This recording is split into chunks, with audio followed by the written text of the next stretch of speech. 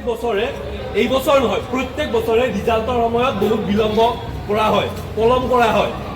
প্ৰত্যেকটো ডিপাৰ্টমেণ্টৰ পৰা ৰিজাল্টসমূহ এক্সাম কণ্ট্ৰলাৰৰ ওচৰলৈ পঠোৱা হৈছে, কিন্তু এতিয়ালৈকে ৰিজাল্ট ঘোষণা কৰা হোৱা নাই। যোৱাকালি CUTPCৰ এনচাৰ কি ৰিলিজ কৰা হৈছে, কিন্তু এতিয়ালৈকে আমাৰ UG 5th চেমৰ ৰিজাল্ট দিয়া হোৱা নাই, UG 3rd চেমৰ ৰিজাল্ট দিয়া হোৱা নাই, বেক বেটাৰমেণ্ট পৰীক্ষাসমূহৰ ৰিজাল্ট দিয়া হোৱা নাই।